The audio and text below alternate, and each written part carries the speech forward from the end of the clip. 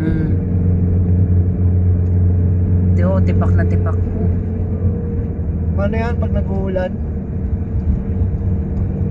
Tapos ito lahat puro sisimentohan na rin. Oh. Pag malakas ang ulan yan. Kaya nag-aagay. Gumuguho.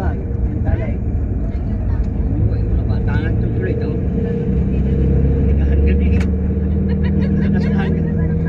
Manunulay ka sa tali. Ikot maritation lang yun. Ay, napupos po ay.